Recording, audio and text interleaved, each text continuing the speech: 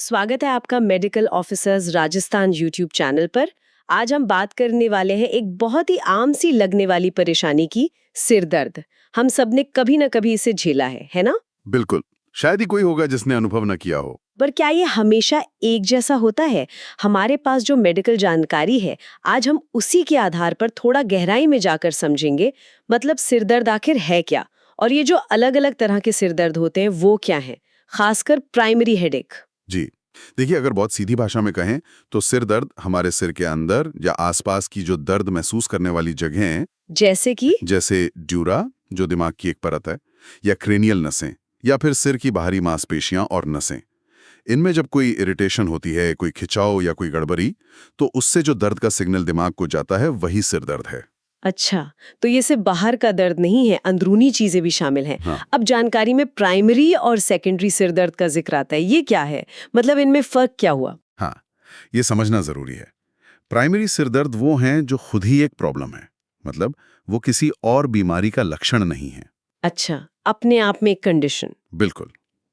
इसमें मुख्य तौर पर 3 आते हैं: क्लस्टर सिरदर्द, माइग्रेन और टेंशन सिरदर्द। और एक बात और, माइग्रेन और टेंशन टाइप सिरदर्द महिलाओं में थोड़े ज्यादा कॉमन देखे गए हैं। ओके, और सेकेंडरी वाले? सेकेंडरी सिरदर्द वो होते हैं जो किसी दूसरी अक्सर गंभीर मेडिकल कंडीशन की वजह से हो रहे हैं, जैसे दिमाग में अचानक ब्लीडिंग हो जाना, जिसे सबरैक्नोइड हेमरेज कहते हैं, हाँ। या फिर मेनिंजाइटिस मतलब दिमागी बुखार, या दिमाग में पानी भरना जिसे हाइड्रोसेफलस कहते हैं। कोई ट्यूमर हो सकता है, या एक खास तरह की नस की सूजन, जाइंट सेल आर्टराइटिस। तो ये सेकेंडरी वाले अलग हैं और इनके लिए फौरन डॉक्टर को दिखाना जरूरी होता है। समझ गए। तो आज हम फोकस करेंगे प्राइमरी पे, क्लस्टर, माइग्रेन और टेंशन। चलिए एक एक करके समझते हैं। सबसे पहले क्लस्टर सिर दर्द। ये नाम थोड़ा अलग है, क्या खास है इसमें? क्लस्टर सिरदर्द, हाँ, ये वाकई बहुत अलग और बहुत ही तीव्र किस्म का दर्द है। इसकी सबसे बड़ी पहचान है कि ये एक तरफा होता है। एक तरफा मतलब सिर के एक ही साइड में? जी हाँ, बिल्कुल। आमतौर पर आंख के आसपास या उसके पीछे, हम्म। और दर्द बहुत ज्यादा होता है, चुभने वाला, फाड़ने वाला दर्द समझिए। मेडिकल भाषा में तो इसे इसे सुसाइड हेडेक तक कहा गया है। बाप रे, सुसाइड हेडेक, ये तो सुनने में ही भयानक लग रहा है। हाँ, ये इसकी गंभीरता को दिखाता है। और ये दर्द ना दौरे में आता है, मतलब अटैक्स। अटैक्स कितनी देर के? ये अटैक 15 मिनट से लेकर 3 घंटे तक चल सकता है, और दिन में कई बार भी हो सकता है। अक्सर एक ही टाइम पर रोज। ये कुछ हफ्तों या महीनों तक चलता है, जिसे एक क्लस्टर पीरियड कहते हैं। फिर शायद कुछ टाइम के लिए बंद हो जाए, फिर वापस आ जाए। ओ, एक पैटर्न है इसमें। जी। और इसके साथ कुछ और लक्षण भी होते हैं, ऑटोनॉमिक लक्षण, जैसे उसी तरफ की आंख से पानी बहना, नाक बहना या बंद हो जाना, आंख लाल हो जाना। अच्छा, लक्षण भी दिख सकते हैं। हाँ, ये सही है, पुरुषों में ज्यादा कॉमन है। और हॉर्नर सिंड्रोम के कुछ फीचर्स, जैसे पुतली सिकुड़ना या पलक गिरना, भी मिल सकते हैं। ये सब मिलकर इसे बहुत खास बनाते हैं। तो अगर किसी को ऐसा भयानक दर्द हो, तो राहत कैसे मिलती है? इलाज क्या है इसका? बिल्कुल, तुरंत राहत बहुत जरूरी है। जब अटैक चल रहा हो, मतलब एक्यूट अटैक में, तो 2 चीजें सबसे असरदार हैं। एक तो मास्क से 100% ऑक्सीजन लेना। ऑक्सीजन? जी, हाई फ्लो 100% ऑक्सीजन। और दूसरा है सुमाट्रिप्टान का इंजेक्शन या नेजल स्प्रे। ये तुरंत आराम देते हैं। और इसे बार बार आने से रोकने के लिए? उसके लिए, मतलब प्रोफाइलैक्सिस के लिए, वेरापामिल नाम की दवा सबसे कॉमन है। इसे क्लस्टर पीरियड के दौरान रोज लेना होता है, ताकि दौरे ना आए या कम आए। ये जानना बहुत जरूरी है।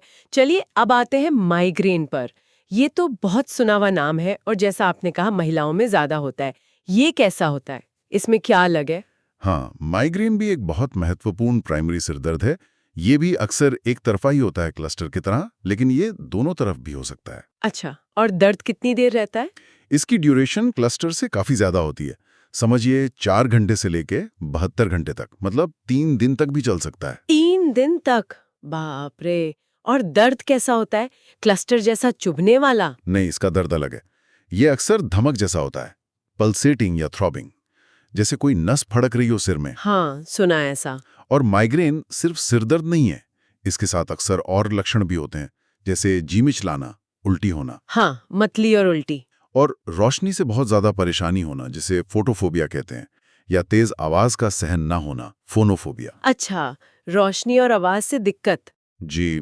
और कई लोगों को दर्द शुरू होने से पहले या साथ में कुछ अजीब से अनुभव होते हैं जिन्हें ऑरा कहते हैं। ऑरा, वो क्या होता है? ऑरा में ज्यादातर विजुअल चीजें होती हैं, जैसे आंखों के सामने चमकती लकीरें दिखना या कुछ हिस्सा धुंधला दिखना।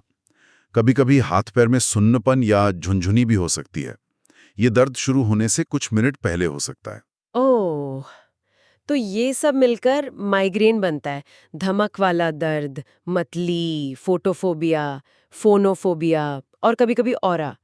और जानकारी में ये भी था कि इसके पीछे वो क्रेनियल नर्व 5, मेनिंजीज और खून की नलियों में कुछ केमिकल्स का रोल है, जैसे सीजीआरपी। बिल्कुल। इसके पीछे की मैकेनिज्म काफी जटिल है, पर हाँ, ट्राइजेमिनल नर्व CN5 का एक्टिवेशन और कुछ न्यूरोपेप्टाइड्स जैसे CGRP, calcitonin gene related peptide और सब्सटेंस P का निकलना, ये सब दर्द और सूजन में रोल प्ले करते हैं। इसे याद रखने के लिए वो पाउंड एक्रोनिम भी बताया गया था ना? हाँ, पाउंड एक अच्छा तरीका है याद रखने का। P से पल्सेटाइल, O से 1 डे ड्यूरेशन, हालांकि 72 घंटे तक हो सकता है, पर एक दिन की अवधि आम है। U से यूनिलैटरल, एक तरफा, N से नोजिया, मतली और D से डिसेबलिंग, मतलब कामकाज करने में दिक्कत। सही। तो इसके लिए इलाज क्या है? अटैक के समय और रोकने के लिए? हाँ, तो जब अटैक आए एक्यूट ट्रीटमेंट में, तो पहले तो सामान्य दर्द निवारक जैसे NSAIDs, आइबुप्रोफेन, नेप्रोक्सेन या पैरासिटामोल ट्राई कर सकते हैं। अगर इनसे आराम न मिले तो फिर स्पेसिफिक माइग्रेन दवाएं हैं जिन्हें ट्रिप्टैन्स कहते हैं, जैसे सुमाट्रिप्टैन, रिजिट्रिप्टैन। ये काफी असरदार होती हैं। डाइहाइड्रोएर्गोटामाइन भी एक ऑप्शन है। और मतली उल्टी के लिए एंटीएमेटिक्स दवाएं दी जाती हैं। और इसे रोकने के लिए? मतलब प्रोफाइलैक्सिस। जी, अगर अटैक बहुत ज्यादा आते हों या बहुत परेशान करते हों तो रोकने के लिए भी इलाज है। इसमें सबसे पहले तो लाइफस्टाइल बदलाव बहुत जरूरी है। नींद पूरी लेना, रेगुलर एक्सरसाइज, स्ट्रेस मैनेजमेंट और खाने पीने में ट्रिगर्स से बचना। हाँ, लाइफस्टाइल तो हर चीज में जरूरी है। बिल्कुल।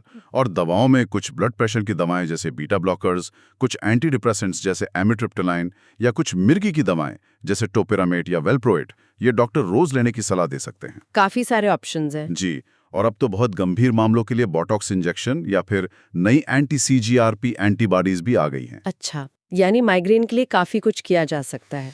चलिए अब तीसरे मुख्य प्रकार पर आते हैं, टेंशन टाइप सिरदर्द। ये शायद सबसे आम वाला है ना? ये कैसा होता है? हाँ, टेंशन टाइप सिरदर्द वाकई सबसे कॉमन है।